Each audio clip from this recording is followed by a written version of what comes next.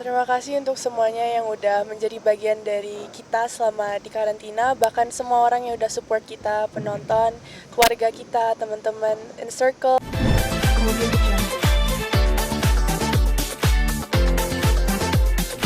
Oke. Mulai. Ya Bu, ini terkait berita yang lagi viral nih. Dari seorang anak perempuan, ibu dan ayahnya tunanetra dan menjadi lulusan terbaik. Itu pendapat Ibu kira-kira gimana tuh Bu? Ya, itu menjadi suatu contoh ya buat kita bahwa kita walaupun ayah ibunya seorang tunanetra, tapi dia tidak membuat menjadi minder. Itu adalah suatu contoh yang baik buat kita, yang apalagi yang kita semuanya normal seperti ini. Cum laude itu adalah sesuatu hal yang baik ya, pastinya semuanya harus sebagai seorang mahasiswa ya pasti harus melakukan atau maksudnya gimana ya, harus menjadi suatu tujuan lah untuk semuanya buat kita contoh yang baik pastinya gitu. Jadi tidak menjadi halangan walaupun orang tuanya adalah seorang tunanetra seperti itu. Itu sih pendapatnya. Good banget buat semuanya ya. Izin Bu, namanya siapa Bu? Berita yang lagi viral nih, ada anak SD yang berjuang demi sekolah di Sukabumi dan menyeberangi sungai. Itu gimana pendapat kalian? Buat kalian yang masih bisa sekolah, yang masih aksesnya mudah gitu diakses, kalian wajib banget sih, benar-benar pendidikan itu penting banget. Soalnya masih banyak di kota-kota lain yang susah banget untuk sekolah. Oke, jangan tinggal pendidikan. Oke.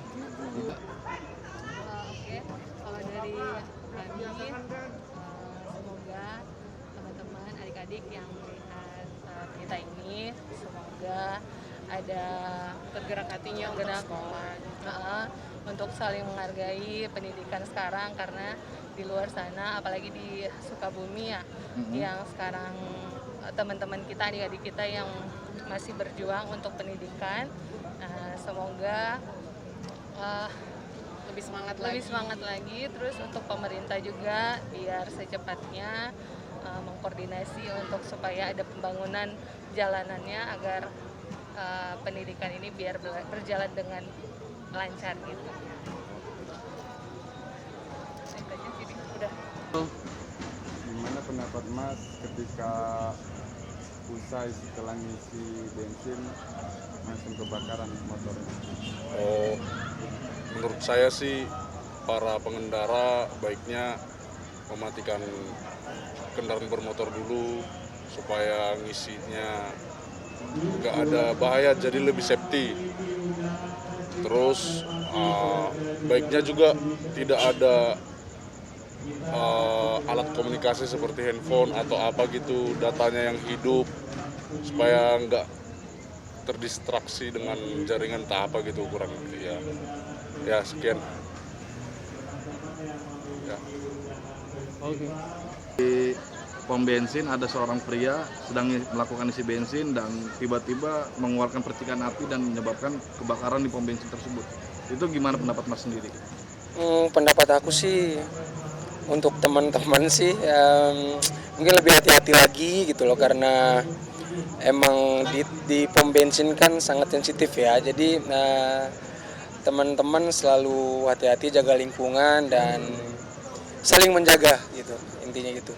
Mungkin ada pesan lain seperti kalau mengisi bensin agar tidak menyalakan HP dan memainkan HP ataupun yang lainnya untuk Mas sendiri? Ya, jadi teman-teman kalau misalkan mau ngisi bensin, tolong HP jangan diaktifkan dan juga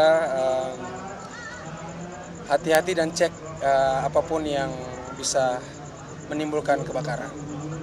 Kira-kira mungkin Mas pernah gak ngalamin hal tersebut dengan kendaraan Mas? Belum sih, karena aku selalu hati-hati ya. Lihat kamera ya Bu, mulai. Ya Bu, nih terkait berita yang lagi viral nih, ada anggota damkar menyelamatkan seorang pria yang mayati dalam duren. Ibu melihat anggota damkar tersebut sama mayat pria tersebut, gimana sih pendapat Ibu? Kita ya untuk itu agak gimana ya, sedih juga karena dia pasti keluarganya merasa kehilangan anak atau istri di rumah gitu, padahal sudah menunggu pulang bekerja. Jadi saran saya buat teman-teman yang bekerja, diperhatikan dulu SOP-nya, standar operasional dalam bekerja. Jadi kita harus hati-hati bekerja. Jangan lupa sebelum bekerja kita harus menggunakan alat-alat keselamatan bekerja. Jadi teman-teman untuk yang bekerja, kalau bekerja di tempat yang berbahaya seperti dalam toren, kita harus ada tim yang sekali-sekali melihat temannya yang bekerja agar ada yang memantau seperti itu. Jadi yang untuk bekerja di tempat yang berbahaya, kita harus memperhatikan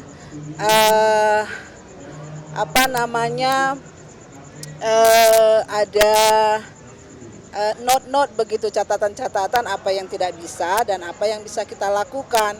Dan juga kita perhatikan kalau di dalam toren, kita harus dengar aba-aba dari teman. Jangan sampai kita masih di dalam, udah ada yang mengisi air seperti itu. Jadi kita harus mengutamakan keselamatan di dalam bekerja.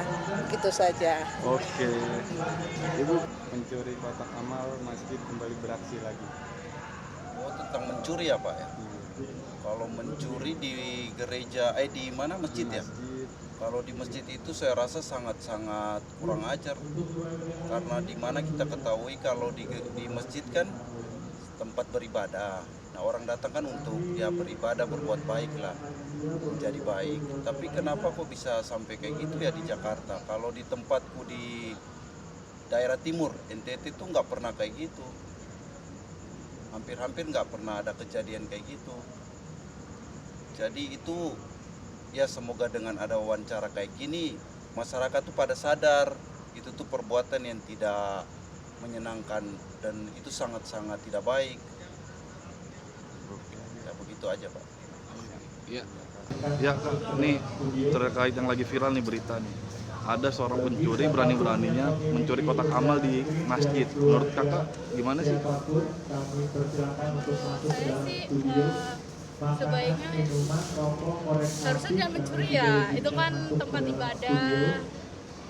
Seharusnya dia harus mikir gitu, kayak jangan berbuat itulah untuk mengambil uang dari masjid gitu. Mungkin kalau dia kayak kekurangan uang, dia bisa kerja yang halal atau mencari kerjaan yang lebih baik gitu daripada mencuri uang, apalagi uang di masjid ya. Menurut saya sih gitu. Dan harapan Kakak gimana nih untuk kedepannya? Harapannya sih semoga dia kayak diberi kesadaran ya, bisa bekerja yang lebih halal lagi, nggak ngulangin kesalahannya sih ya. Gimana tanggapan soal perform hari ini?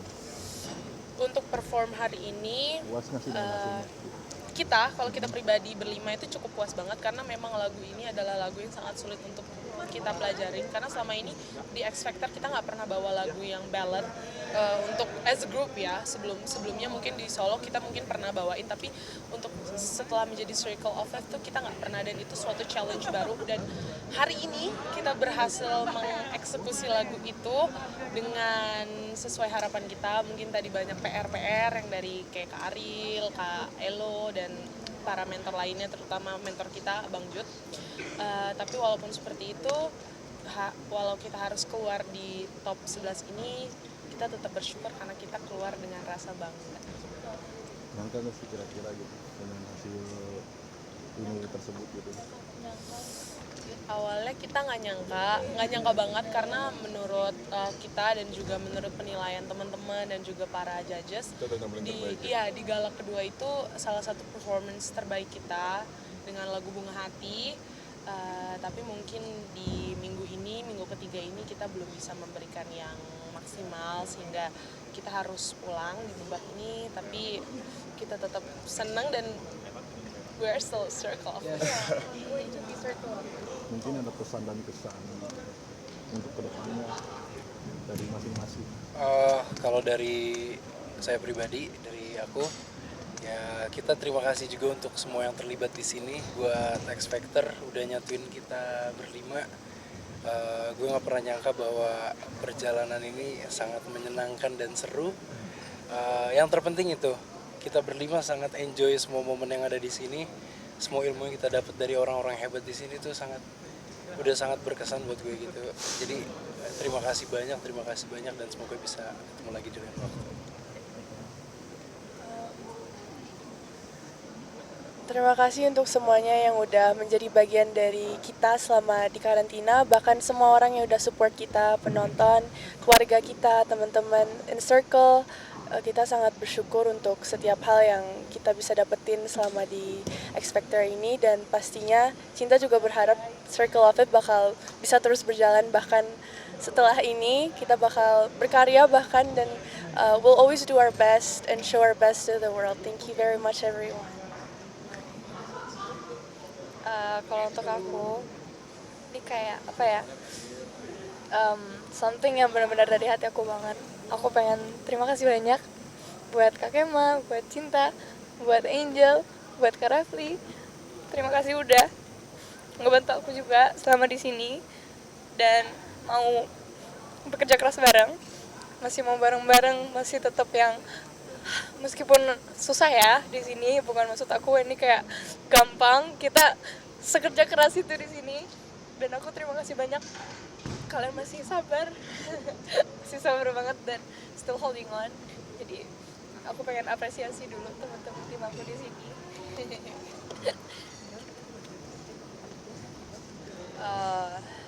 Circle of It. Aku dulu jujur nggak pernah mau dijadikan grup karena aku lahir dari solo, tapi ketika aku ketemu sama 4 orang ini, wow, kayak terus mungkin kita keluar di sini tapi aku nggak mau pisah sama mereka karena mereka tetap kesayangan aku dan kita akan selalu menjadi circle. Sebenarnya sama kayak Angel, dulu aku juga agak-agak terima gue jadiin grup di X Factor. Terus selama udah jalan sama mereka selama berbabak-babak ini, akhirnya bersyukur juga dan seneng banget bisa bersama mereka berempat. Kita jadi berlima sini bisa bareng-bareng terus latihan bareng. Terus terima kasih juga buat para mentor, terutama Bang Judika. Terus terima kasih juga buat para teman-teman kontestan yang lain udah buat support kita. Terus udah nemenin kita dari babak-babak sebelumnya sampai di 12 besar ini ya. 12 besar ini. Terus dan terima kasih juga buat Kamelto. Kamelto. Terlalu banyak banget yang harus ini. Ya, karena udah ngelatih kita harmonisasi dengan baik. Mungkin kita belum sesempurna itu, tapi kita terus berusaha dan alhamdulillahnya kita bisa sampai di babak ini walaupun kita harus pulang. Ya. Cakep. Yuk.